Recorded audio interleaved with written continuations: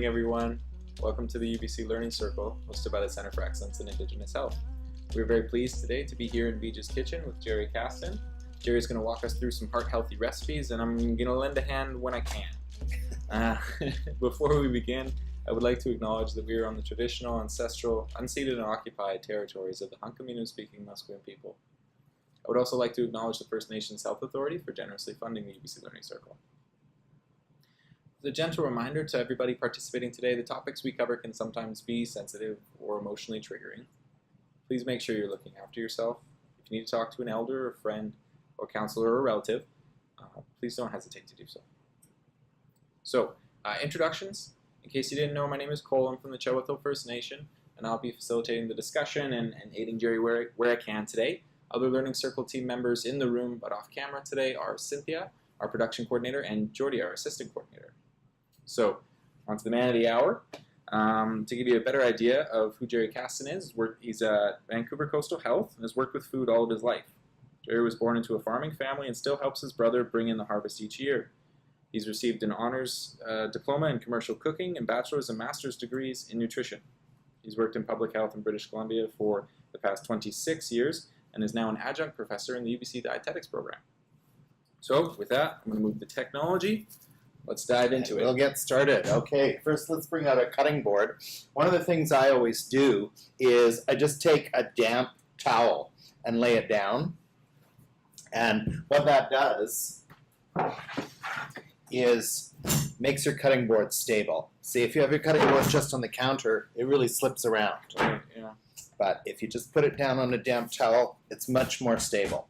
Okay. So the first thing we're going to do is we're going to make some hamburger soup. So the hamburger soup recipe is from this Métis cookbook, which is from the National Métis Women's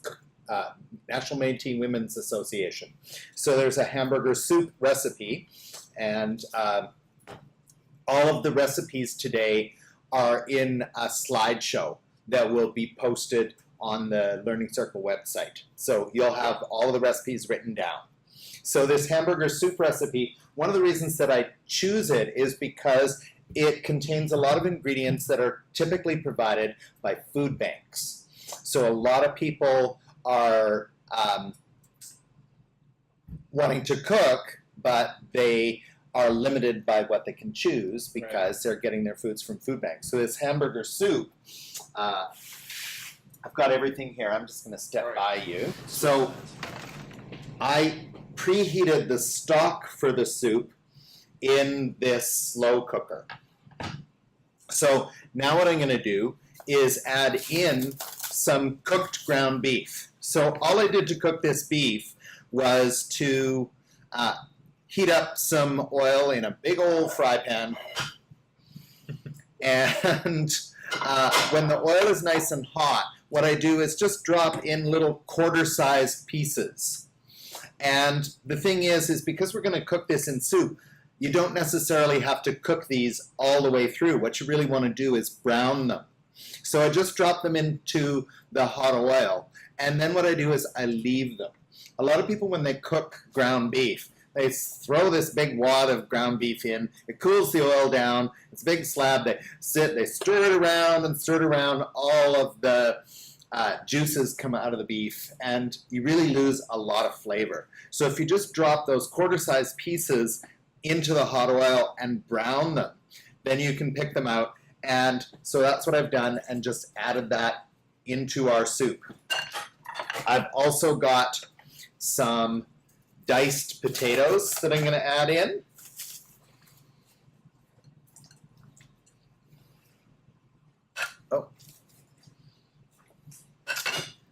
Some diced onions. So that's 2 onions. Actually, I think it's 3 medium onions is what they'd say. And a couple of carrots that I've diced. You can see this is very complex. I can see that, yeah. I think you can manage this. Cole told me that yesterday he ate some mini wheats and Subway and then some mini wheats. So Thank you. that's why learning how to cook today. Thank you for exposing me. I appreciate that. So, does this look manageable? If I can do it, then yeah. So there we've got, and excuse me, I'm just going to grab a spoon. Just give this a stir. I think I need to add just some extra water to it. Actually, maybe not. I think once everything gets juicy, that'll be just fine. And how are you judging that? Just based on the water level as it relates That's to the right. veggies? That the water is just not quite covering all of the vegetables. Okay. So, and it's actually not water. I used some actually mushroom stock. Okay. So a lot commercially now, Campbell's is making mushroom stock. So this mushroom broth. So I used that to add some mushroom flavor, and then topped it up with water. Okay. And then there's also just a little bit of stock from the actual hamburger that was cooked. So we've just got that in. We've got it on high, and it's just going to keep cooking while we do everything else. You could certainly use a slow cooker. You could also use a pot on your stove and just cook it for a while. You can see that that's actually quite a hearty recipe. Mm-hmm. So that's the hamburger soup recipe. Next, we're going to start working on some tourtière. So we have our great big fry pan. I'll move this out of the way, and you can see the fry pan. So what I'm going to do is light the stove, and I'm just going to put a little dollop of oil in here.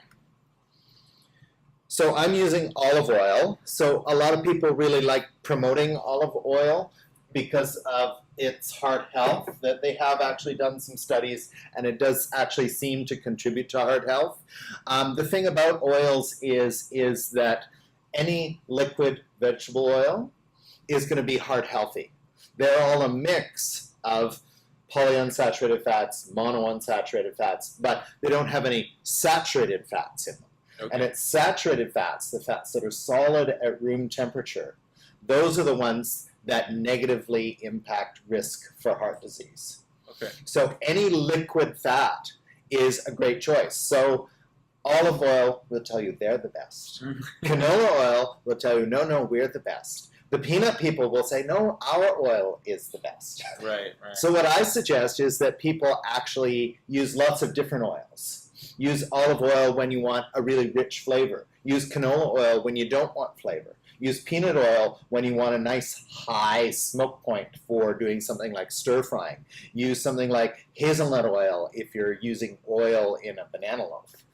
Right? Use sesame oil to drizzle over a stir fry right at the end, because all of those things have lots of delicious flavor. Okay. So, let's see. And I gotta ask a question. This is just curiosity. Are there any differences in health benefits between, like, if you get extra virgin oil, or do you know what I mean? Extra virgin olive oil or the virgin olive oil? Yeah, I don't know that anyone has done studies on the health benefits of different levels of olive oil, different kinds of olive oil. Because yes, you can buy extra virgin, and you can buy virgin, and you can buy just like no name. Yeah. I'll hand you that, and ask you to put it over there. There we go. Helping. Just way over there. Got it. Right over here. Nope. All Right, the way. all the way off camera to our secret supply of dirty dishes. So what I've done here is I've heated up the oil. I'm just like, and I had previously cooked some onions and mushrooms. So I'm just going to add those onions and mushrooms back into the fry pan. This is actually the fry pan that I cooked them in earlier. Is that for flavor purposes? Well, the onions and the mushrooms definitely add a lot of deliciousness to this tourtière recipe. So, and the reason that I saved the fry pan without washing it out is because there's a lot of browned bits in here. Okay. And so those browned bits, those are flavor. Got it. That's what I was asking. Yeah, I appreciate it. And so that's what I'm going to do is we've just stirring those around a bit. So what I'm going to do, if you want to get the brown bits off of the bottom, one of the really great things you can do is deglaze the pan. So any liquid will deglaze a pan. You can deglaze pans with water. You can deglaze pans with tomato or tomato juice. I'm going to use a little dash of white wine because there is some leftover white wine in the fridge. So just pour in about half a cup or so of liquid. That's just enough to kind of cover the whole bottom of the pan, eh? That's right. Okay. And you'll see that this is going to come to a boil. And so what we're going to do is boil this until the liquid is almost gone. And that does a couple things. One of the things it does is it drives out the alcohol. Okay. Because alcohol has a lower boiling point than water does. Okay. So when it comes to a boil, it evaporates, and then the water that's left over, it evaporates too. So that's one way of getting rid of the alcohol. You can see that the pan on the bottom is all nice and clean and shiny now. Mm-hmm. Right? So we're just going to let that cook. I've got this on a nice high heat. And yeah, now you can see it's starting to boil. Right. Okay. So what we're going to do with this is once the oil's boiled off, I'm just going to add in some ground pork. So we're using ground pork today, but traditionally this dish, it's also from the Métis cookbook. This dish is made with venison. And so, but you know, I didn't get out hunting this year. A little So, harder to get in the city, I guess. Eh? actually not. My friend lives in Victoria and he has deer that he wishes he could shoot because they come in and they just decimate his garden. And so, I don't know, I think those urban deer are actually really smart because I think they've learned that they can't be shot. Yeah. No, I was talking with some friends and saying that I would actually love to get out hunting because I tend to be a whole animal buyer. Mm-hmm. And that's because if you buy a whole animal, you can meet the person who's raising that animal. Right. And you can learn how the animal's raised. So a lot of people they want to buy like organic meat or whatever. For me, it's more about knowing the producer who is raising that animal and how they feed them and what they're doing. Right. And then the other thing is near the end of the animal's life, when they're just getting ready for harvest, you can actually give that producer food for the animal. Mm. So let's say you could get a lamb and you could ask the farmer to feed that lamb half a bottle of red wine every day. Or you could ask them to feed a pig chocolate or apples. Okay. And that way, that food will contribute to the flavor of the meat. Really? So it's really well worth getting to know producers. Or if you are a producer, then you can really modify the way that you raise your animals, and it can really make a difference to how flavorful the meat is. Interesting. Okay, you can see that we've evaporated almost all of that liquid.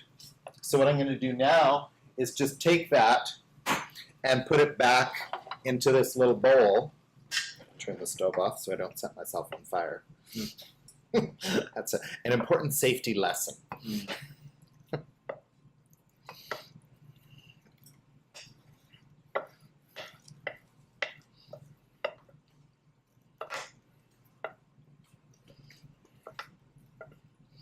There we go. So those are ready to add back in. And so there's a few little things in there. I'll leave them because they'll, again, contribute to the flavor. And just put another little dollop of olive oil in there. Not a lot because the pan is already really well greased. So this is lean ground pork. A lot of times when I'm cooking with ground meat, I'll think about what I'm cooking because if it's something where I'm going to drain the fat off and discard it, you may as well just use regular ground meat. Okay. Right? If it's something that's going to soak up, so let's say you're making hamburgers and you've mixed an extender in, then you want to use lean meat because that extender is going to soak up that fat. Okay. Because the fat that's in meat, that is fat that's saturated fat. It's solid at room temperature, right? You think about the fat that's on meat, it's solid at room temperature. So again, I'm just ripping off those little quarter-sized bits of meat. I gotta be honest with you, Gerry. I don't know what an extender is. Oh, an extender? So a lot of people, when they make hamburgers, they'll add in some oatmeal or maybe some wheat bran or some breadcrumbs to extend the meat so that it goes a bit further. Okay. Right? Same thing with meatloaf. A lot of people will extend ground meat with those extenders so that their meatloaf will go a bit further. Okay. And anytime we're using that, we want to use a lean meat. That's right, because the extender soaks up the extra fat. Got it. Okay. So that's why today, because I've got so many things mixed together for the tortilla, I used lean ground pork. We were talking earlier, and the pork that's in Canada is leaner than pork from the United States. So a lot of times when people are reading, particularly on the internet, they'll worry about the fattiness of pork. Yeah. But here in Canada, it's actually much, much leaner than it is in the United States. Oops. Okay. So I'm just going to let those sit. Right? I'm not going to stir it. I'm just going to let it sit. Okay. There we go. Okay. Now, I'll give you a hint when it's time to stir. Sure. So what we've done with all of our, is we've got our pork cooking. I also cooked a pork shoulder.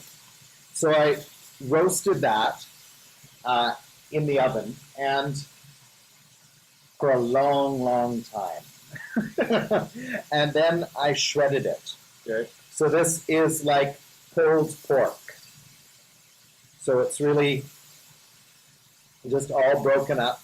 Okay. So a tortilla is a meat pie. There's not really a lot of others. There's a little bit of onion in it, a little bit of mushroom in it. We're adding some potato to it to thicken it. Right. But really, it's a meat pie. Got it. Okay. So I'm going to do a couple things to prep for the rest of it. I've got my potato, and I'm just going to grate my potato. Because this way, the potato will act as a thickener for the pie. Once we have all the meat juice in there, this potato will thicken it up. Okay. So how does this seem so far? Does it seem doable? This one is a bit more involved. I think I could manage it if I watched the Learning Circle on YouTube. Yeah, this is a real multi-step recipe. Right.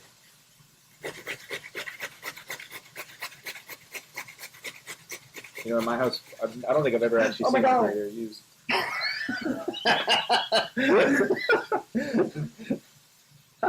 Fun in our work. I don't think I've ever seen it used for anything more than cheese, to be honest with you. But a grater? Yeah. Oh, I grate vegetables a lot. They're really lovely for thickening soups. Like today, our hamburger soup has diced vegetables in it. But if you added grated vegetables, then it would be a very thick puree type of soup. Okay. Okay. Okay. So now let's give this just a bit of a nudge. So these center ones, we put them in. No, it's not quite browned yet. Okay. You can see it's just a little bit brown. Okay. So we want to make sure it's a lot browned before we start to stir it. Okay. Because that browning, do you know what that is? It's denatured protein? It's flavor. Flavor. Okay. So that's why we brown things like our onions, our Right. mushrooms, brown the meat, because that flavor, it's actually called Maillard browning, is it just contributes so much to the overall flavor of the dish. Got it. Okay. Okay. So when Yeah. they're all brown, then I start to stir it up. Well, again, we don't have to cook this meat all the way, right? Because it's going to be put into a pie shell, Right. and it's going to be cooked in the oven.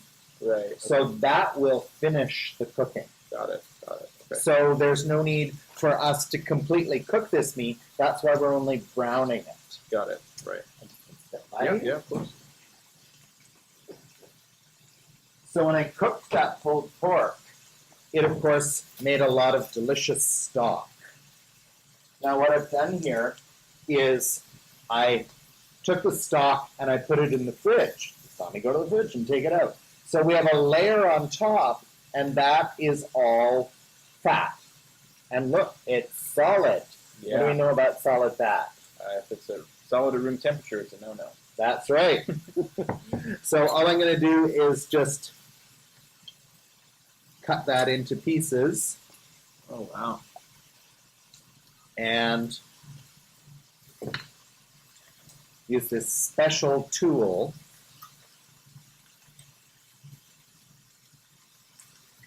to lift those out and into the compost.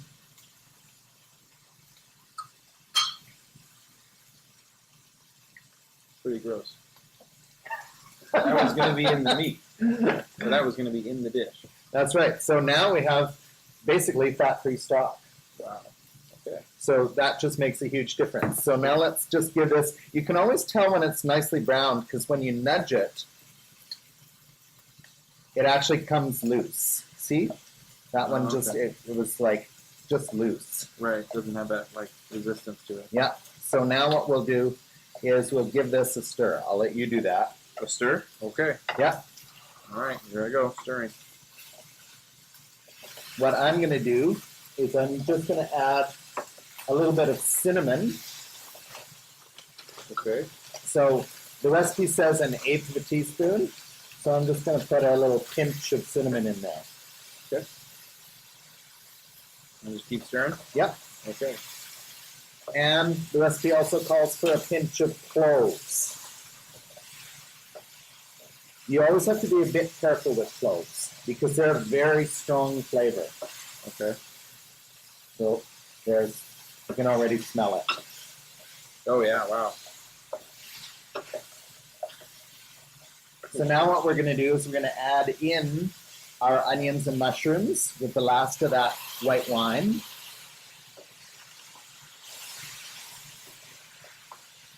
And add in our potato.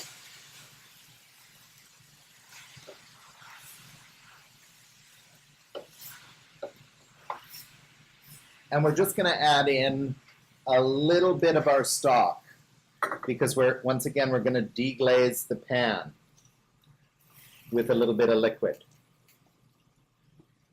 So there we go. Okay. There I go stirring. And you see how that liquid just cleans the pan. Yeah, yeah. I feel it when I'm stirring it. There Mhm. doesn't seem to be any resistance at the bottom of the pan anymore. All right. Yeah, just wipe up my... Do I just keep stirring it? Sure. You do. Just Okay. keep stirring. And what I'm going to do is just add in... Oh, come on. Again, use my special tool. There we go. Let's just break that up. add in all that lovely pulled pork. That looks great. So the nice thing is I roasted this pulled pork. I bought a pork shoulder. I braised it. So that means I browned it in a pan, and then I put it in a larger, like a Dutch oven, and put a lot of liquid with it. Okay. And put it in the oven, and just let it cook and cook and cook. Okay. And it got really, really tender and delicious. And so then I took it out, and I used 2 forks, and I just pull at it with 2 forks, and that breaks it into all those shreds. And the thing is while you're going at it with the 2 forks, big hunks of fat. Yeah. And you can just pick those out. So it went from a little over a kilo of ground pork down to about 1.5 pounds, or like 0.75 kilos. Okay.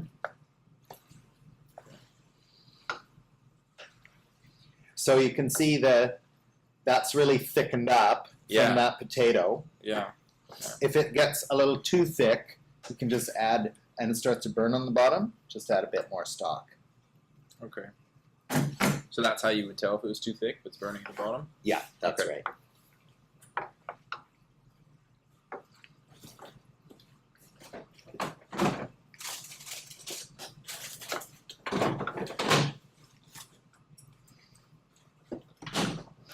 And look at that.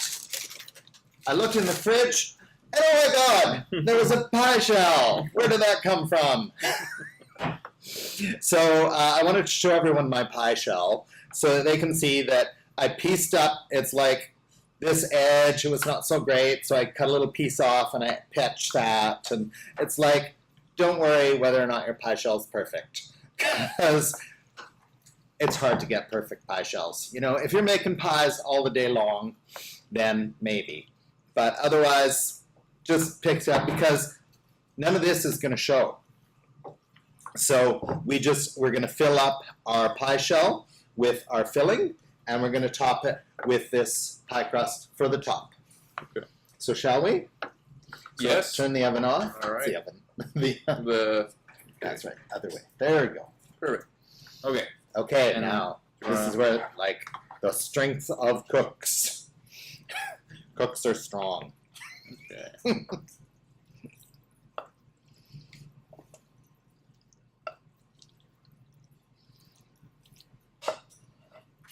And how long would this dish, like, you know, after you cooked it, you put it in the fridge, right? How long would it last in the fridge? Well, any dish, our guidance, our food safety guidance, is always that if things aren't going to be eaten within 2 days, then they should be frozen. They should be frozen. Okay. Right? So that's true of pretty much anything, whether it's a stir fry or, you know, cooked vegetables or 3 peas in a yogurt container. Right. If you're not going to eat it in 3 days, then it's a good idea to freeze it. Okay. Interesting. So now I've taken all that filling and just kind of packed it into the pie crust. There we go. And I'm just going to take this top crust and lay it on.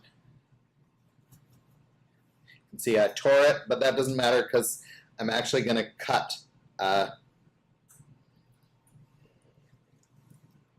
just a V shape.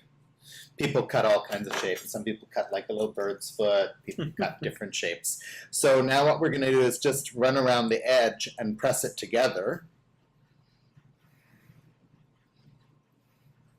And then just pick that up, because cooks are strong.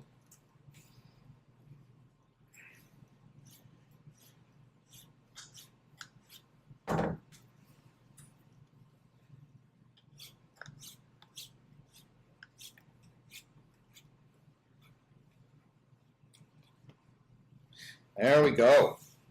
So now I'm going to put you to work, Paul. Okay, let's do it. So what you do is put your fingers like that, and this finger like that. Right? So we're going to push and press. Okay. Push and press. Okay. There you go. Push and press. Got it. All right. So push and press. Yeah. That's Wow, right. that was. You probably can't see that, but that was. You can It's tell a where I mushy took one. over. Push and press. A little better. That's right. Push and press. Okay. All right. And is this just to kind of seal the pie, or? That's right. It Okay. just seals the edge. Okay. Yeah. Is that spacing okay? Push down though. Push down. Got it. That way. Down.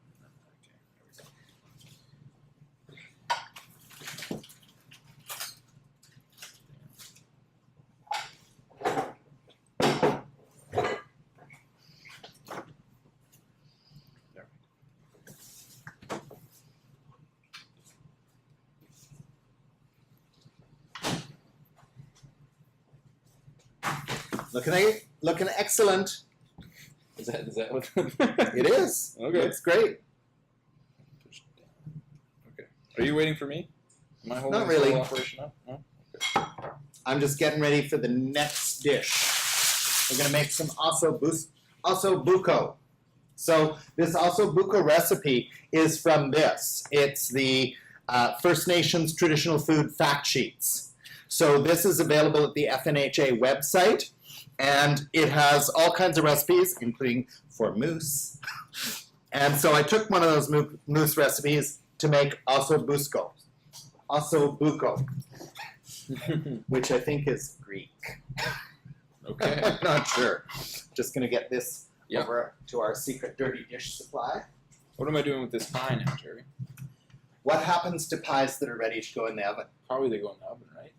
I'll open the oven and you can put it in. Okay. Let's do it. Just in there. Perfect. Look at that.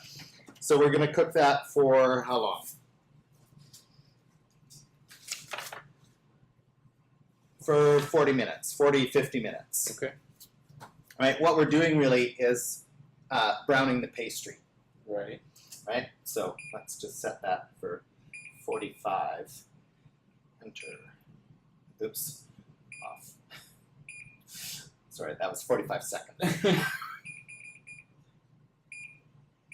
I think the thing I like about that dish is, it's all you can make. You could probably make a couple pans of it, make a couple pies, and then you can cross them through the year, right, or through the week if you need them. Yeah, For those of us absolutely. that don't maybe have the time to make something like that on a Wednesday after work. You know what I mean? Right. So I'm just gonna start with some flour and just put a pinch of salt in that flour and some ground pepper. There we go. Just gonna mix that up. Clean the pastry off my knife. And open up some moose shanks. Or should I say, moose shanks. So I got these lovely beef shanks. I really love cooking with shanks because shanks, they not only have this bone in them, a shank is actually the leg of an animal. So it might be the front leg, might be the back leg, Okay. but it's typically that part. Okay. And so it's got a lot of collagen in it because there's bones and ligaments and everything in there. And all of that collagen, when you cook it, turns into gelatin. Okay. And the thing about collagen and gelatin is they make things have a really smooth, rich mouthfeel. So it's a beautiful thickening agent. Okay. So what we're going to do is just bread these with a little bit of flour. So flour that I've seasoned with some salt and pepper. Did you want to do that? Look, there's two more. Yeah. I can And the recipe calls for it to be made in the oven. But what I'm going to do is I'm going to make it in my pressure cooker. Because instead of roasting it for 2 hours or more, then I can just cook it and it'll be done in about half an hour. Okay. Because pressure cookers are really great for cooking things quickly. Right. Okay. It's because they cook at higher than the boiling point of water. because they're under pressure, they cook at about 120 degrees rather than 100 degrees. So foods cook much, much faster. Right. It's also really, really nice for cooking beans because you can start from dry.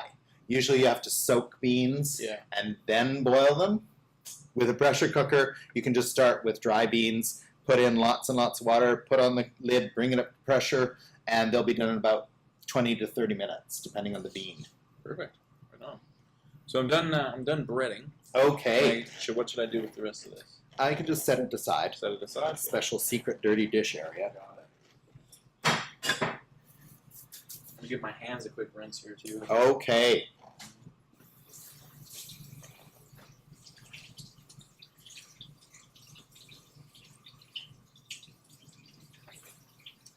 So while we're waiting for this oil to get nice and hot, what I'm going to show you is I made some really lovely garlic puree here. And it's really, really easy to make. You just take garlic and you smash it with your knife, right? But then what you do is just take a tiny pinch of salt and sprinkle salt onto that crushed garlic. Because now the salt acts as an abrasive. And so I can take this and just drag the edge of my knife on it,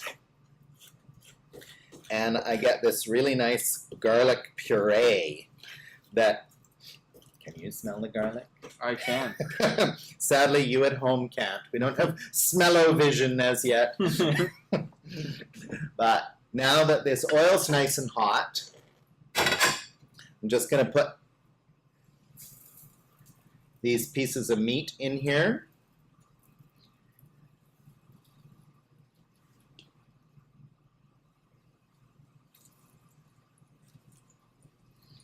And once again, because we're stewing this, all we really want to do is brown the meat.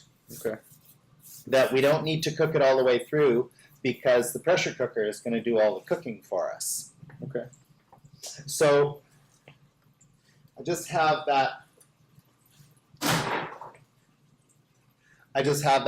to brown. In the meantime, what I did is I chopped up 1 onion, 1 celery stick, and 1 carrot. So I have garlic puree, onion, celery, and carrot. And we're going to add all that in along with some crushed tomato. Where do you think I bought that?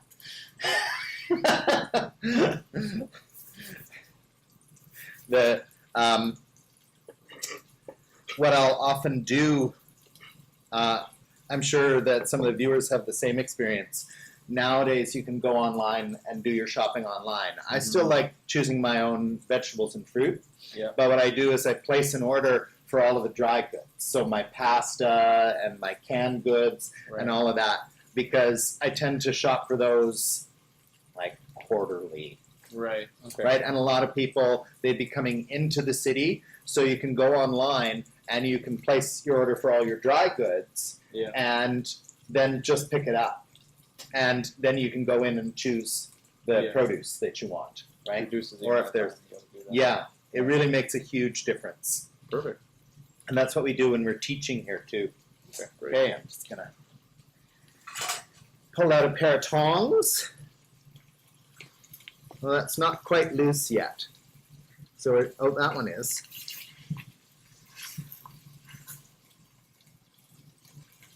So that's just browned. So I'll just turn it over. We'll let those cook. Okay. So all we're going to do is put in all of these vegetables, and we're going to use some de-alcoholized red wine. So surprisingly, this is available at the liquor store. So yeah, it's like that's interesting. Although when I asked somebody, I didn't know where to look for de-alcoholized wine. I asked somebody, and they're like, I don't know if we have that. And he went and looked it up on the computer, and anyways, yeah, they do have it. So it's really nice. Like a lot of people, they don't want to drink. Yeah. So with cooking, I don't worry too much about alcohol because, as we talked about, it evaporates away. I think we're ready to turn these. Yeah, just comes right loose.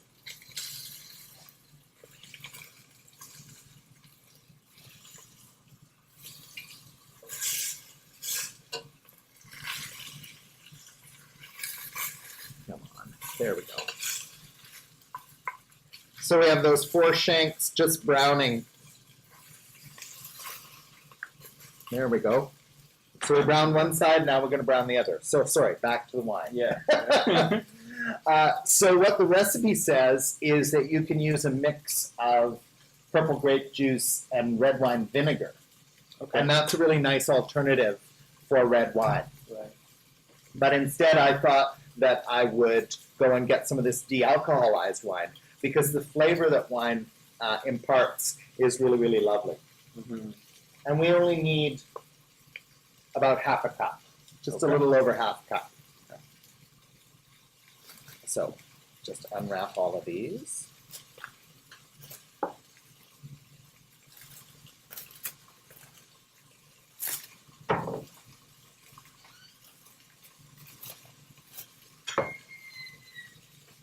Ooh, suddenly more aromatic.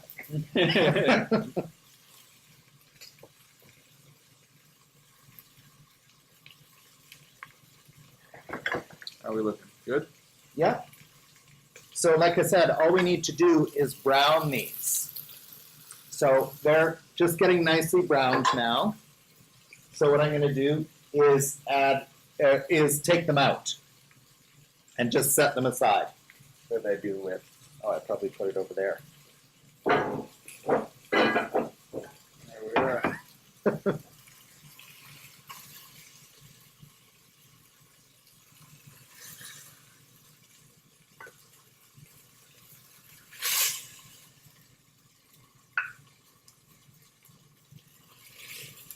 So just take those shanks out.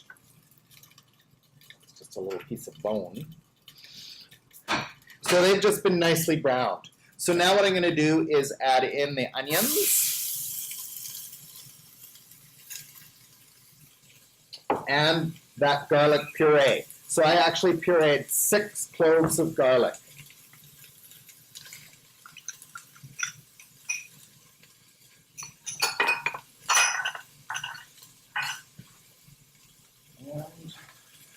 Oh, they're right in here.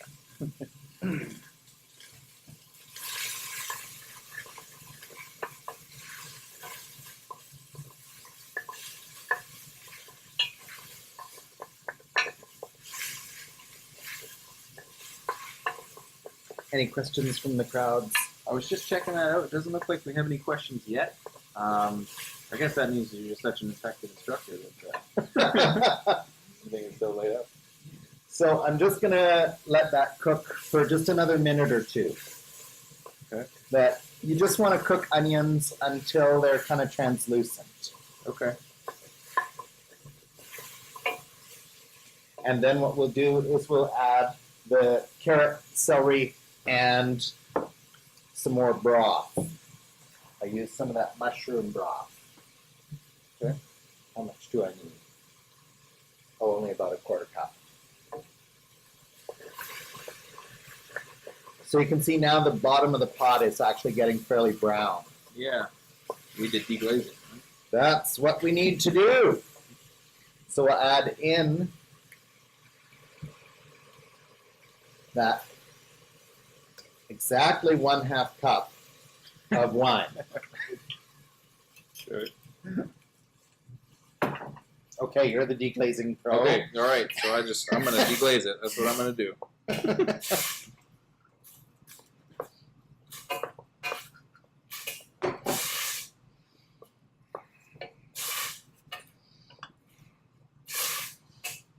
So what was the alternative to the wine again, Gerry? It was grape juice and Grape juice and red wine vinegar. red wine vinegar. Because the red wine vinegar acidifies the grape juice, Okay. and it makes a reasonable substitute. Okay. Now, I suspect when this recipe was developed a while back, Right. that the de-alcoholized wine probably just simply wasn't available. Yeah. And so the grape juice and red wine vinegar was an alternative for people who don't want to have alcohol in their homes. Mm-hmm.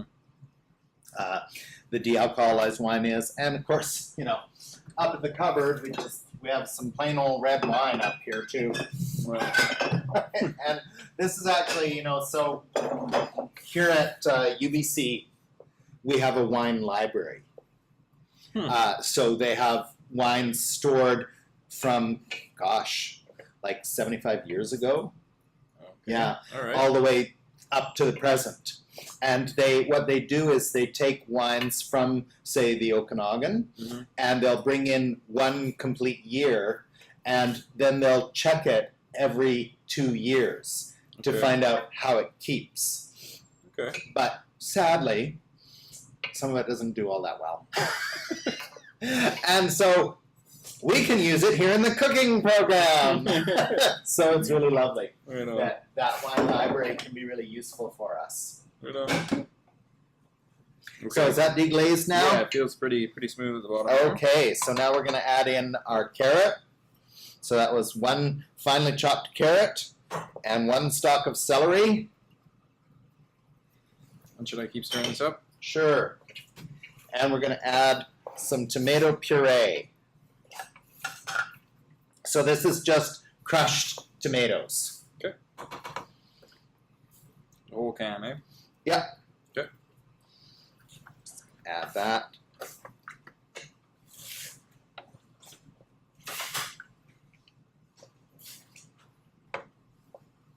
And we're going to add, again, A little bit of mushroom broth. yeah, exactly 1/4 cup. There we go.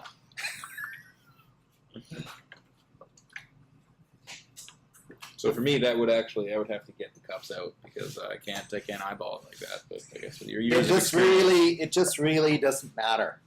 Okay. That baking is a science. Okay. It's really important because baking is chemistry, Right. Yeah, but so- cooking is an art. Oh, okay. All right. All right. And so if you get a little too much, well, then you can put a bit more tomato in. Or you can just let it simmer down until it thickens back up again. Right. So there's all kinds of ways of dealing with, because cooking is quite flexible. Baking, you really do need to follow the recipe. Okay. But Should I cooking, keep stirring this, or should there a point that I should just let it cook? Or no, I'd stir Keep it stirring it? because Okay. it's got a really nice hot flame under it. Okay. And so what we want to do is bring it to a boil. Okay. The other thing I'm going to add is some really extremely fancy Italian seasoning. So what does it tell me? It says 2 tablespoons. So that's actually, That seems like a lot, right? yeah.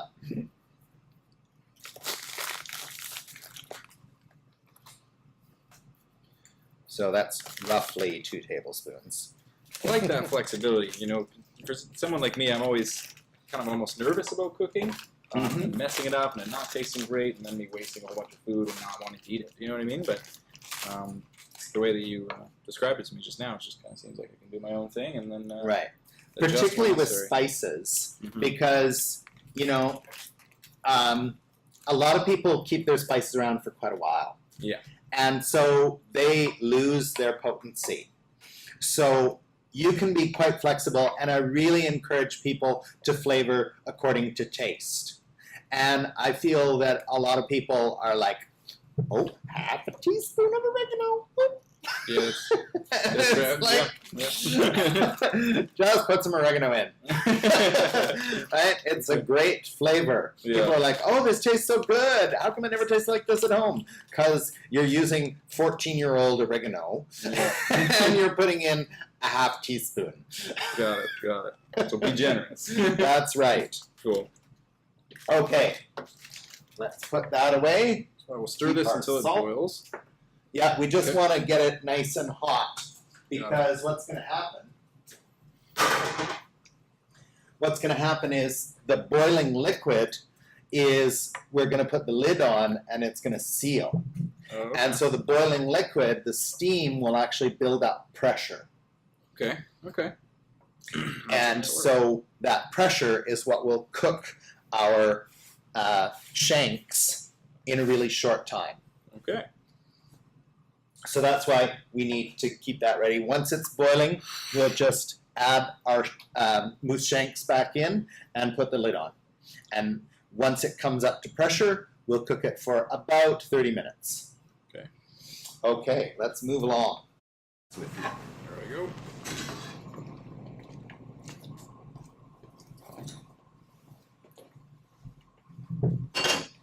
So what I'm going to work on now is some chicken corn chowder. Okay. So once again, I'm going to start with a little shot of olive oil. I love to use olive oil. The oil that I use, which is actually what this is full of, because we needed a small bottle, so we filled it up from this giant bottle. Okay. This great, huge bottle of olive oil. Okay. I like this particular olive oil. This is Portuguese olive oil. Bom dia, it means good day. Okay. Okay. Although one of my favorites is called Reina Santos, which means sainted queen. That's a good observation. So the reason I love this is because it's got a very, very olivey, fruity flavor. And it's well worth going to a place that sells a number of different olive oils so that you can try the difference between the Spanish, the Italian, the Portuguese, the Greek, the Palestinian, the Californian. There's so many places that produce olive oil, and they all have distinctive flavors. Okay. So it really is lovely trying the different olive oils. Gotta be honest with you, I just thought olive oil was olive oil. Mm-hmm. You know? I remember it was in Walmart or Superstore or anything like that. It was always just the cheapest bottle, but apparently there's a there's a difference. So there is, and it's not always the cheapest or the most expensive that tastes best. That's why I really encourage people to try different ones. Yeah. Okay. Because different ones have distinctively different flavors. Okay. Cool. Okay, now I'm going to go into the fridge again. There we go.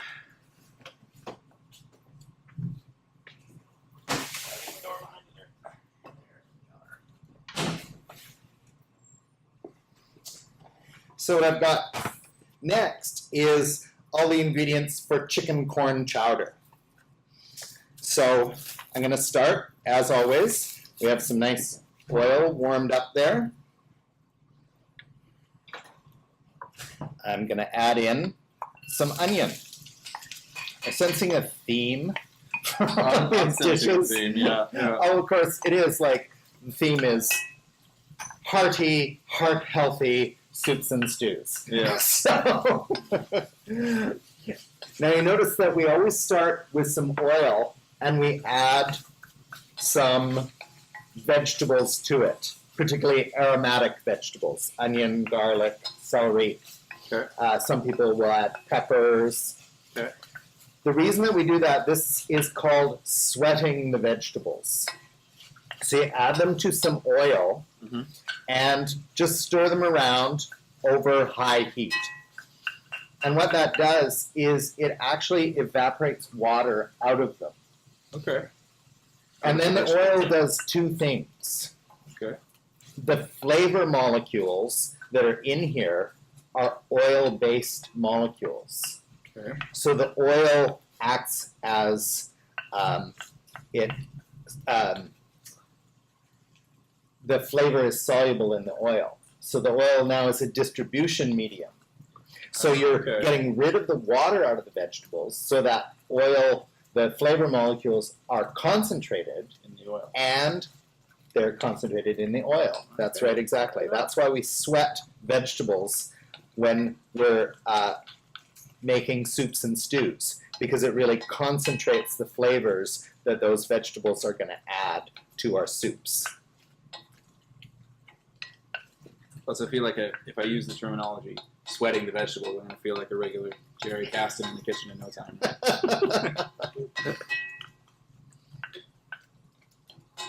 All right, so we're starting to pop here.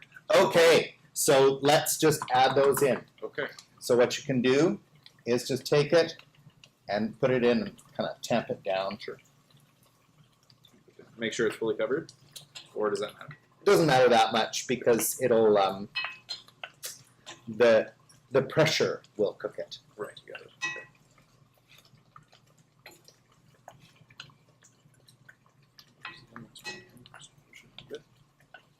Okay. Okay. So now the pressure cooker lid. This is what makes it into a pressure cooker. We just put it on. You can see there's these Notches. yeah, and the lid is the same. So we put that on and we twist it, and now it's sealed. You can hear, probably they can't hear at home, but you can hear the air hissing out. Yeah, yeah. So what'll happen is the steam will eventually drive this plunger up, Okay. and it will become pressurized. Should I put this to the side? Are we done with this stuff? Yeah, we Okay. are. All right, I will supersede this off.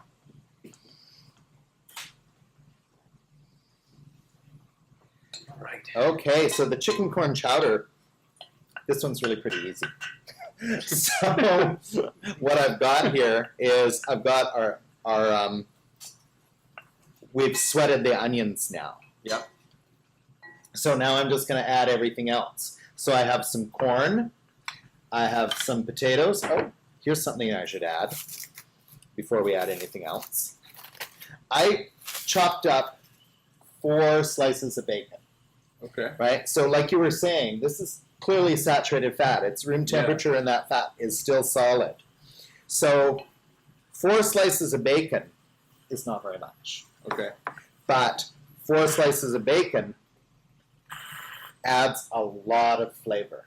Right. So just by adding a little bit of a highly flavored ingredient, we get the flavor from that ingredient without adding a lot of saturated fat. Right. Well, getting some of those detrimental or possibly detrimental health effects, eh? That's right. Okay. So you see, the steam has driven up the little spring plunger. So Okay. this is going to rise up and it will go to 2 notches. Okay. 2 notches means it's at full pressure. Okay. Great. So really, what we're taking away from that is moderation there, eh? Yeah, in fact, I'd go one step further than moderation, Mm. which is use a small amount of highly flavored ingredients. Okay. So it's not even a moderate amount. It's like a small amount Yeah, because they have such great flavor and they give us such delicious flavor, Okay. right? So Yeah. once again, the folks at home without smell-o-vision are not getting bacon smell Not because experienced. we all love bacon smell. Mhm. Cool. Okay. So now that that bacon is there, see, one thing you could also do is you could put the bacon in, cook it until it was like crisp, and then actually drain the fat off. Because we're not really after the fat of the bacon, we're after the flavor of the bacon. Yeah. Yeah. So it's really up to you how you want to do that. Okay. Okay, so we have our onions, our bacon. So I'll add in some potatoes, because potatoes are what make chowder chowder. Really? That's like, ever wondered why is a soup a chowder? Yeah, I have. It's actually. because it has potatoes in it. Okay. So we'll stir in those potatoes and a can of corn, because it's chicken corn chowder. Got it. There we go. And we also have some chicken. Some chicken. Chicken corn chowder. Yeah. So I pre-cooked this chicken, but not a lot. Mhm. So I didn't cook it all the way through. I just browned the outside of it. Yeah. Yeah. So I'm going to add that browned chicken in there.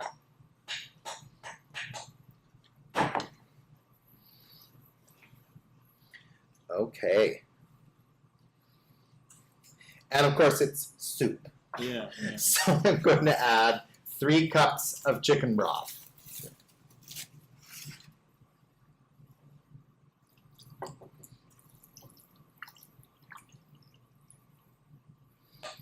There we Look go. at that.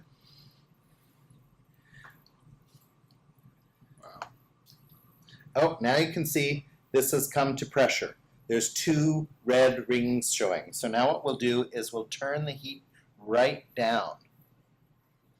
And we'll just keep an eye on this to make sure it maintains the pressure. Okay. Right? A lot of people are quite scared of pressure cookers, right? Yeah. And there's pictures on the internet of exploding pressure cookers and all that kind of stuff. This is pressure cooker. I've used this model for many years now. It's from Kuhn Rikon, which is a Swiss company. And so, you know, those Swiss, they are so clever.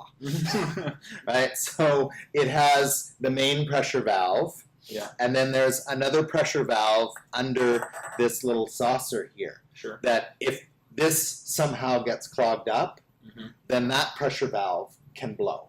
Okay. And if this one fails, and the secondary one fails, there's also right at the edge here, this is the silicone gasket.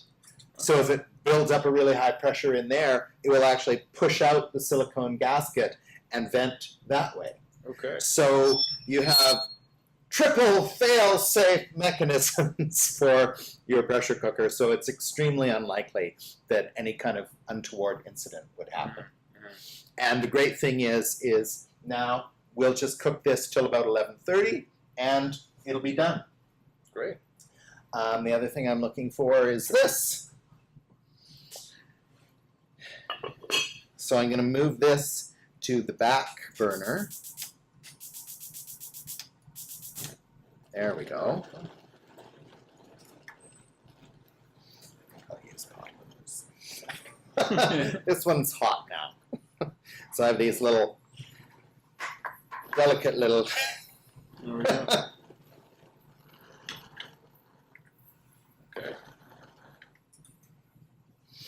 Okay, so we have a couple more things to add to our chicken corn chowder. We have some broccoli. We have 2 cups of broccoli, and we have a cup of bechamel sauce, or milk sauce. Okay. So I provided people with the recipe to make that 1 cup of bechamel sauce. Okay. And we'll add that in just before we serve it.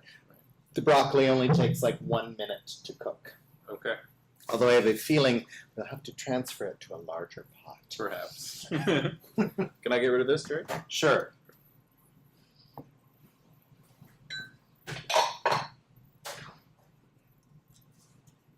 So, Gerry, we've talked a lot about kind of the saturated and unsaturated fats. And so what are there a few other things generally, you know, if you're looking to eat a heart healthy diet that you should try to avoid or eat in moderation?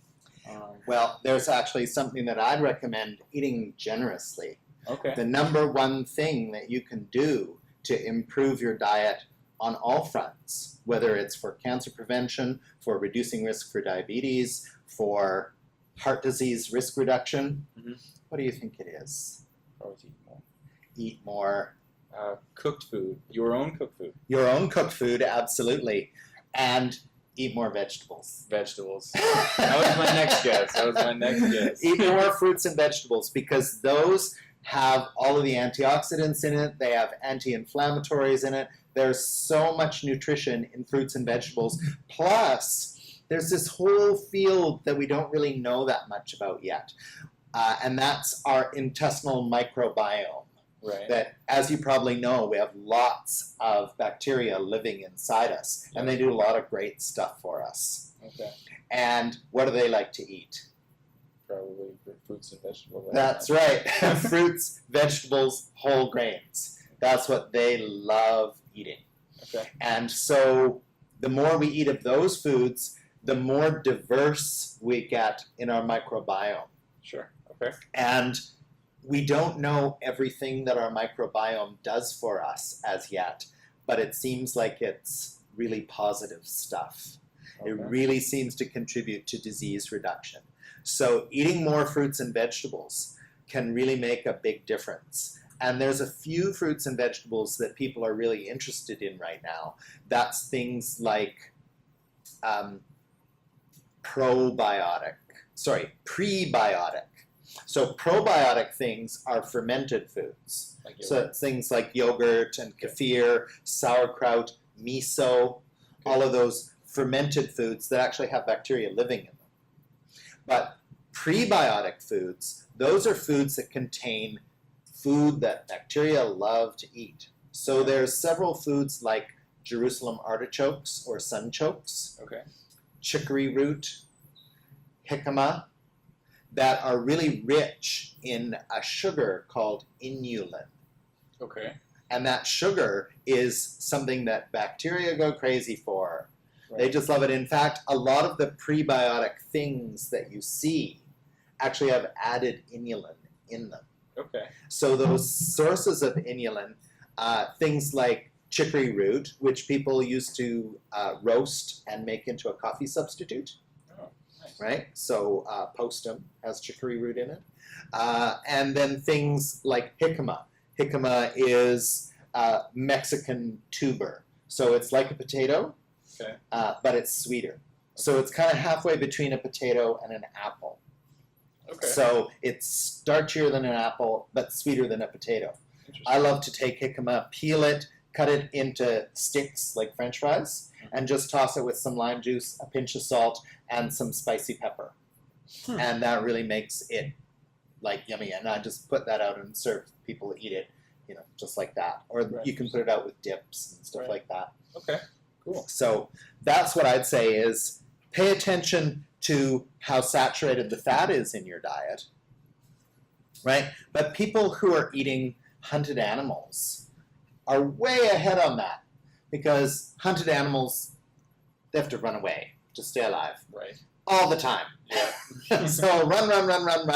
They never really get fat. Okay. And Okay. so they're not like our conventionally grown animals that just kind of stand around and eat. Mm-hmm. So things like moose and deer and even small game like rabbits, those things are all really, really lean and incidentally really rich in iron.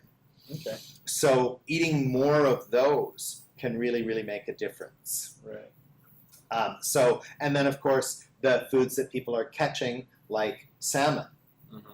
or ooligan, those are really, really rich in the omega-3 fatty acids that we want to eat for heart health because they make our blood less sticky. So there's less glue to stick on fatty deposits Right. while we're in there. Got it. So more fish, more game. What's that sound like? More traditional foods, right? It's like we're always on it, people, about eat more traditional foods. Traditional foods are absolutely the healthiest foods you can eat. Right. Okay. Great. Thanks. I'm Gerry. just going to move on to Yeah, some sorry. macaroni and cheese. So, got some macaroni here.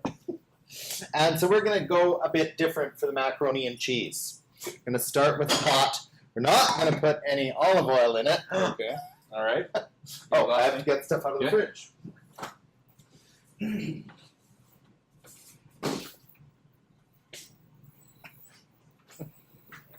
Thank you.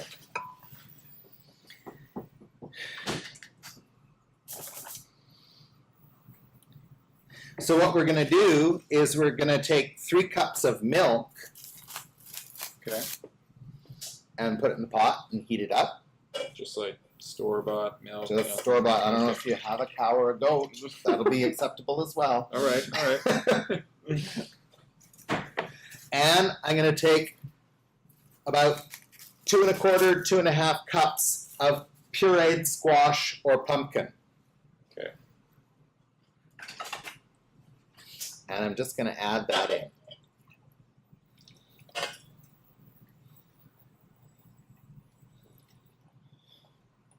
So I just bought pumpkin puree. I just bought it in a can.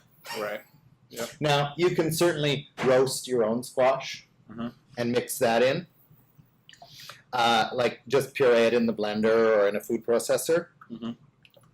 and mix that in. That's just fine. But I'm lazy. And so I just bought a can of pumpkin. Okay. Used enough. a can of pumpkin. Mhm. So we have this on just over medium heat here, eh? Yeah. Okay. I keep it at a fairly high temperature because I want to bring it to a boil fairly quickly. Okay. But because I'm stirring it, it shouldn't burn on the bottom. Okay. That's the secret to cooking on high temperature is trying to make sure that you keep it well stirred so that it doesn't burn on the bottom. That's why we had you stirring the tomatoes. I thought it was just like a Miyagi thing you're training me to do. Do something. I'm not sure I understand that reference. Karate Kid. The Not movie? sure I understand that reference. All right. Oh, I'm sadly out of touch with reality. So I'll let you stir that. Yes, yeah. So make sure that you're scraping along the bottom. Okay, sure. So as soon as that gets nice and warm, what we're going to do is mix in some grated cheese. So I did use that grater to grate cheese. There we go. Yeah. See? So I've got some grated cheddar. So there's grated cheddar, and I have some grated Monterey Jack. So there's some grated Monterey Jack. And I also have some ricotta cheese. So we're going to use half this. This is 1 cup of ricotta cheese. We're going to use half of it. All right. And we'll also sprinkle some Parmesan on top. Okay. So I have some grated Parmesan. 1, 2, 3, 4. 4 cheeses. You got it. So the other things that I'm going to add is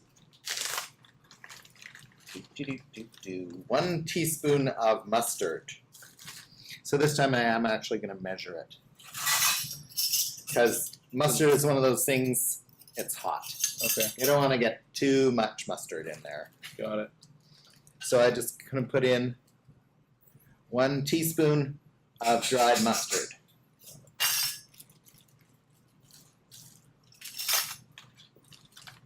And I'm also going to put in 1/8 of a teaspoon of cayenne pepper. Because again, cayenne pepper, quite spicy. This is an involved macaroni and cheese. Mine just came out of a box at home. But... Square box. Square blue box, perchance? Perhaps, yeah. Did you know? So I'm going to put in 1/8, so that's half of a 1/4 teaspoon. Okay.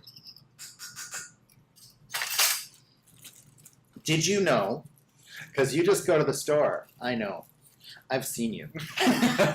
You just go to the store and you find the blue box and you're like, okay, I'll take 4 of those because it's on sale. Just dinner 4 nights a week. Can't beat that. And did you know that you can now get it with added cauliflower?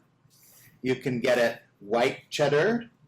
You can get different fancy macaroni shapes. Mm-hmm. You can get like Katie has evolved. Mm-hmm. Yeah, but It's definitely different. Yeah, definitely more than just the original now. So, is that nice and hot yet?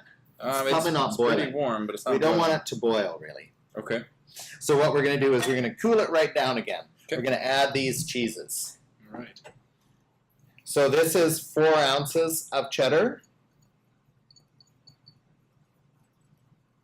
Looks like a lot, but that's because it's grated. Mm-hmm. And 2 ounces of Monterey Jack.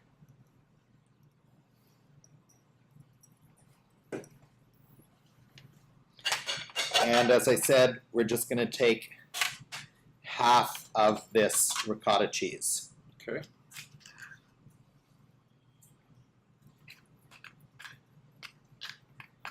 So this seems like a lot of cheese, and I always kind of thought the cheese wasn't great for you, but Well, again, what we're doing is we're using a very highly flavored cheese. So only 4 ounces, that's a 1/4 pound, got it. right? So, and then 2 ounces of the Monterey Jack. And this ricotta is actually a low-fat cheese. You can see it's only 10% milk fat. Okay. So what we're doing is using lower-fat cheeses. And you probably wouldn't just sit here and eat this whole pot by yourself. Right? Well, it's going to make a fair bit. It's going to make a lot, yeah. So we just need to stir that until the cheese is all melty. Okay. So you'll see.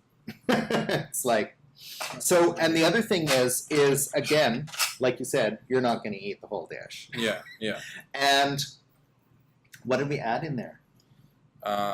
We added, okay, we got milk, and we got cayenne, we got mustard, we got all the cheeses. And I feel like 2.5 cups of pumpkin. Pumpkin. There we go. Yeah. Where did the orange come from? More vegetables, right? Right. Yeah. Okay. I mean, pumpkin, officially it's a fruit, but it's like I wouldn't put it in fruit salad. Yeah. No.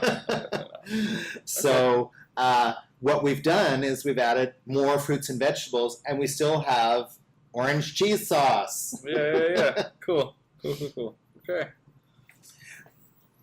So what I have to finish that off with is a couple tablespoons of breadcrumbs, and we'll put a couple tablespoons of Parmesan cheese in.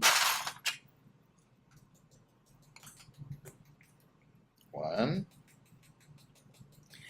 So again, we're back to a small amount of a really strongly flavored cheese.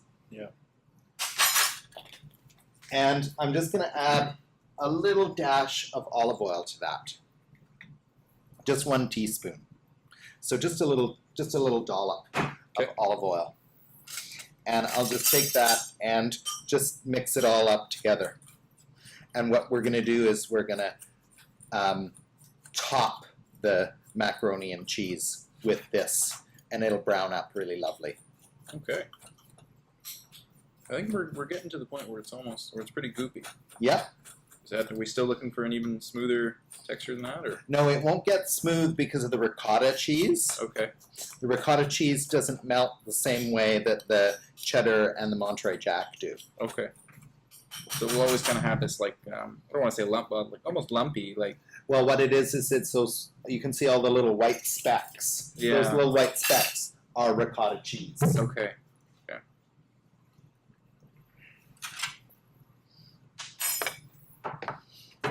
This out of the way.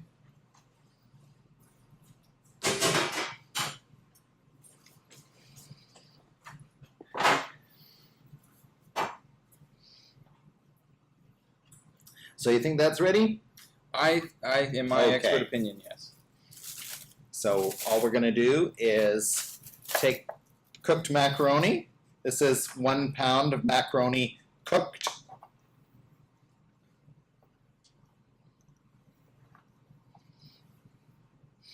Might not all fit in here.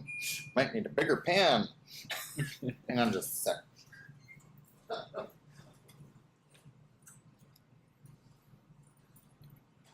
Sorry, I've never learned more.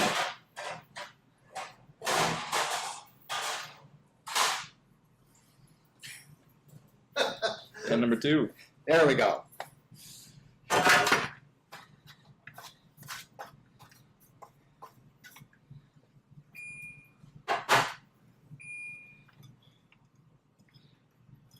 Okay, so you can just scrape that in here and stir it all up so the macaroni is all coated.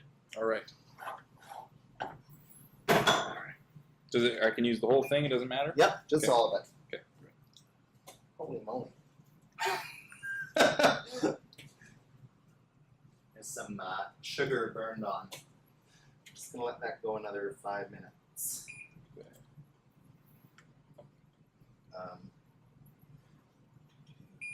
I'm not sure. Can I turn this off? Yes. Safety. Just going to turn this back up slightly.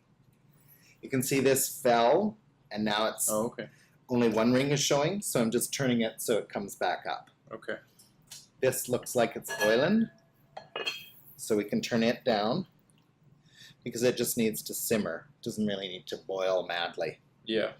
Right. Trying not to make a mess. Pretty messy though.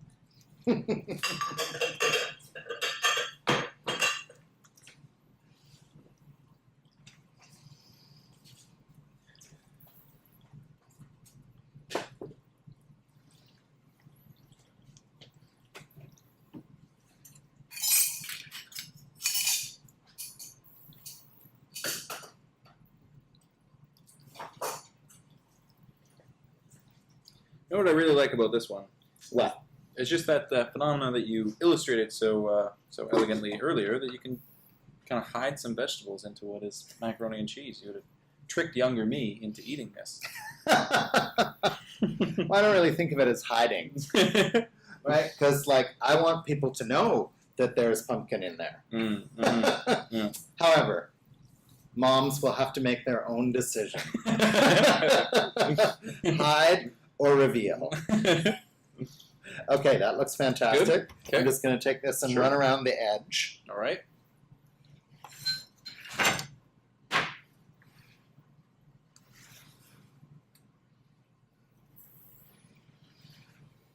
There we go. And the easiest way to get it all nice and level is just jiggle it. Okay. And we're just going to sprinkle on those breadcrumbs and cheese.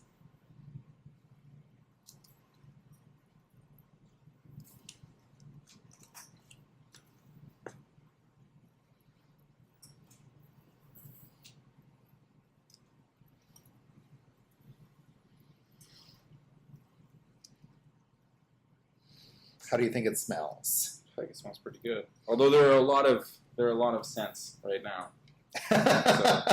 We got all kinds of things happening. Yeah. So what I'm going to do is I'm just going to take this and pop it in the oven at 325, I believe. No, 375.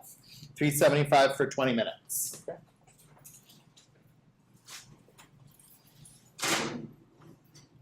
There we go. Okay.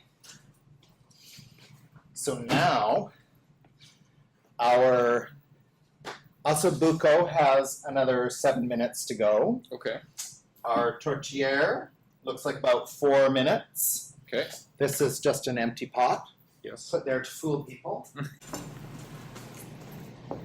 There we go. A nice big pot. So, take my fancy pot holders. Silicone. Mm-hmm. Oh, that smells pretty good too.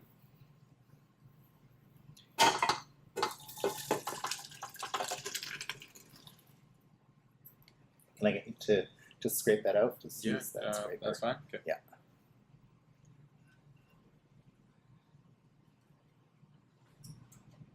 There we go.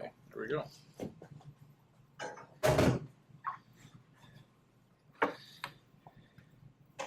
So this, the key thing is, are the potatoes cooked? So. They're really hot. But they're not quite cooked. Okay. So I'm just going to let that cook for, say, 4 more minutes. Okay, sure. And then we'll add the broccoli and the bechamel sauce. Got it.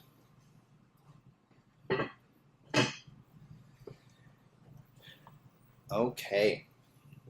So really the key is watch your saturated fat. Mm-hmm. And use small amounts of highly flavorful ingredients. Okay. Add more fruits and vegetables. Got it. And these are all soups and sauces because that's what we were focusing on today. Yeah. Right? So there's lots and lots of heart-healthy foods, but we're just looking for those comfort foods. So we have, some thin soups like our chicken corn chowder Mm-hmm. or our hamburger soup. Yeah. Now the hamburger soup, I have brought along this can of dark red kidney beans. Guess where I got it? Oh, and I wanted to show off. It's right here. My fancy can opener. All right. Here's a test. No, it's a really hard can opener. People are always like,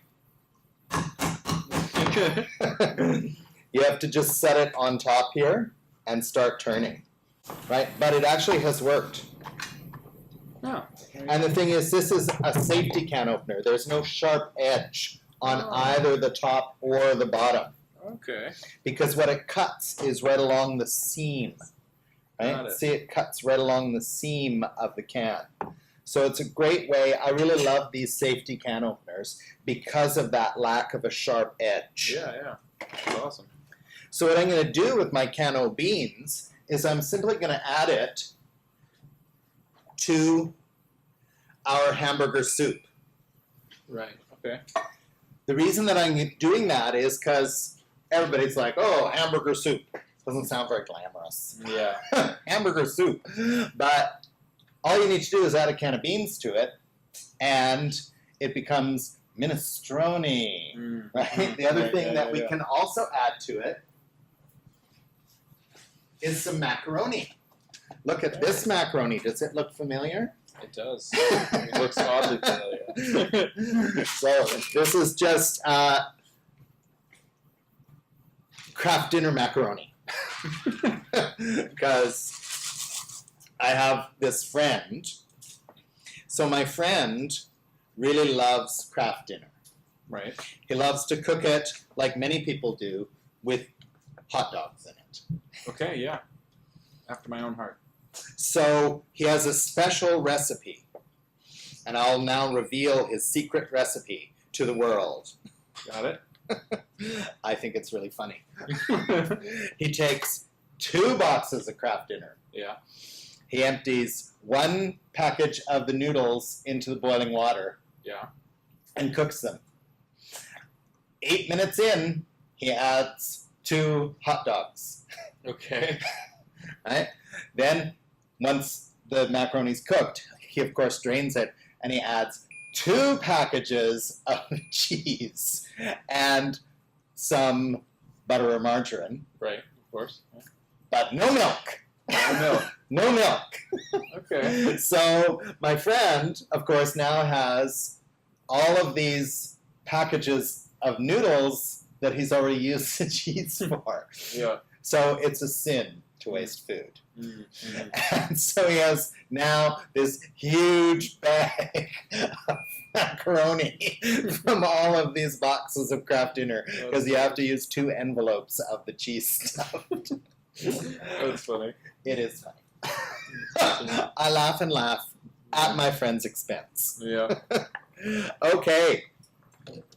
Here's our chicken corn chowder. I'm just going to add in our 2 cups of broccoli florets. I'm going to really pack them in there. Mm-hmm. This thing's dinging. Should I do anything about it? Oh, you can, where it says timer on off, you can push it. Push. That's right. And we'll just actually look at it. Oh, you can put the lid. Oh, I did. We're Way good. ahead of myself. It's still not very brown. I'm just gonna.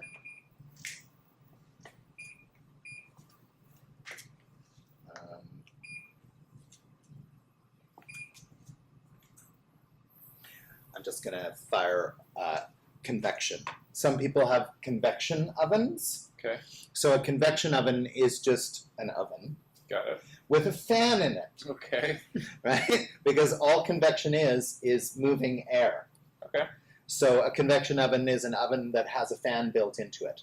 And it's great because if you want to brown something, you just hit the convection button and all that moving air browns it really nice and quickly. Oh, okay. Yeah, so it's really, really nice. So that's what I did. Cool. Our pie is cooked, but it's not brown. So we're just going to wait. Okay. So we just need this to cook for a minute, probably 30 seconds now. Okay. Also, buco, I'm just going to turn off. Oops, there we go. And we'll just let it sit for a minute and let the pressure come down some. Okay. You can bring the pressure down quickly by taking the whole pot and putting it in the sink and running cold water over it. And that drops the pressure within like a minute. Wow. Okay. Or you can just let the pressure come down naturally. Okay. Got it. Either way is fine. With meats, I usually like to let it come down naturally for a little bit. Okay. And then take it the rest of the way with the cold water. Right. And why is that specific with meats? Because if you reduce the pressure really quickly with meats, sometimes they get tough. And that's just because they've been cooked under pressure, and then the pressure goes away and they're like, ah! Right. They tighten up. Right. because they're scared. Okay. And so that's why I let it come down partly so that the pressure is lessened, and then take it the rest of the way by cooling it with cool water. Okay. All right. So this now has cooked for a minute. So all I'm going to do is just turn it right off. Broccoli adds a lot of nice color to it. It does. And I'm going to add in 1 cup of bechamel sauce. So that's just cream sauce or milk sauce. Got it. So I just used some non-hydrogenated margarine and flour. I melted the margarine and I mixed the flour in, and then I added in a little over a cup of milk. Okay. On that note of margarine and butter, Mm-hmm. is there any difference between the two in terms of heart health or one we Certainly. should avoid? If you put butter out at room temperature, Yeah, what happens to it? it melts slowly. At Mine room doesn't. temperature, Maybe I it got a gets- warm house. gets soft, It gets soft. but Yeah, it yeah, stays, it doesn't go liquid, stays but it, yeah. solid, Yeah. right? What do we know about solid at room temperature? So no. That's right. Okay. So margarine is made from unsaturated fat. Okay. So we know that margarine is unsaturated, and as such reduces risk for heart disease, Okay. just like all oils that are liquid. Right? If you buy some margarine, my favorite is Celeb. It's the generic knockoff from President's Choice of Basil. Got So it. it's Basil spelt backwards, Yeah. which is Celeb. So anyways, Yeah. any of the non-hydrogenated margarines are just fine. Okay. And they, if you leave them out at room temperature, you'll find they get very, very liquid. Yeah. Right? So that's it just demonstrates that they're liquid at room temperature. Got it. Yeah. So margarine officially is healthier because it's made from non-saturated fat, unsaturated fat. Okay. But what I notice Okay. is people wish it was butter. So they slather on the margarine. It's like, I wish this was butter. Whereas if they bought butter and just used a little bit, Yeah. well then, once again, we're back to a little bit of a highly flavorful ingredient. Got it. Okay. So I think butter or margarine really depends on how you use it. Right. If you're satisfied with a small amount of margarine, that's fine. If you're unsatisfied by a small amount of margarine because you wish it was butter, then maybe buy butter and use a small amount. Because butter has such powerful flavor Yeah. and so much deliciousness. Got it. So now we have our chicken corn chowder done. Looks good. Looks very good. It does. Now, I don't know how to show people. It's like, because you can't tilt. You can only tilt a certain amount. There's our chicken corn chowder. Can you see that on camera? Yeah? Okay. So Great. this, I'm just going to take over to the sink and run some cold water over it. So here we are back again. So this is our osso buco. So you can it's still just boiling away Yeah. because it's just come down from pressure.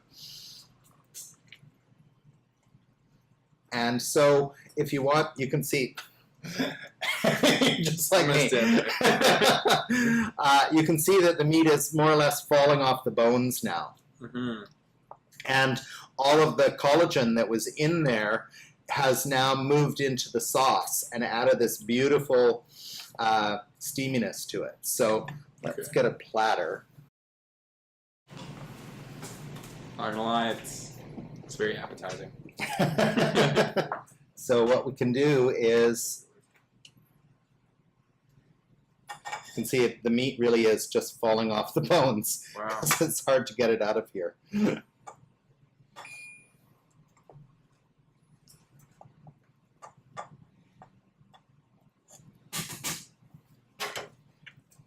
And then, this is not the greatest.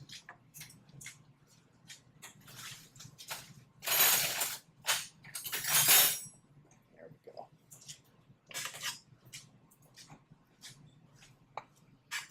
So this, you could serve it with some steamed rice or serve it with potatoes, even with pasta, I suppose. So there's our also buco. And here we have our chicken corn chowder. And where's my other one of these? There it is. There you are. Thank you.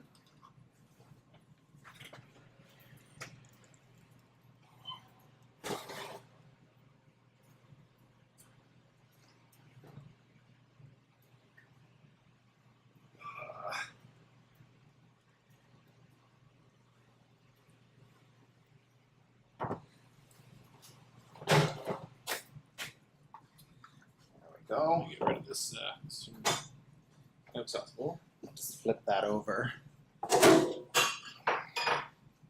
There's our tourtière. Look at that lovely crimping. And an excellent teacher. We have our hamburger soup or minestrone. Oh, maybe I should leave the lid on. There we go.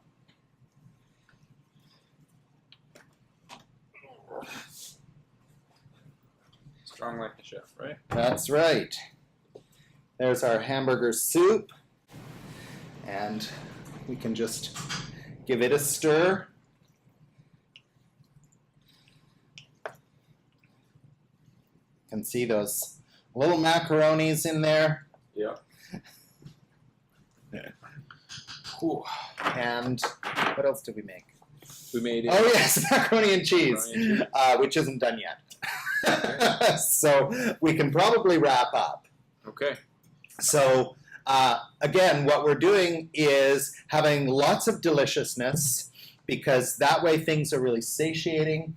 And of course we have all of these delicious warm dishes for those cold winter nights. So thanks for all your help today, Cole. Yeah, thank you very much. Thanks again Gerry. to the Musqueam for inviting us to their land. Yeah, and thanks everybody for watching and for sticking with us to the end here. I had a blast, and I feel like I learned a lot. I feel like I improved a lot in my life skills category. So we have one more session before the end of the year, and that'll be with Indigenize. Jessica Slater will be on later on this week. So we hope to see you there.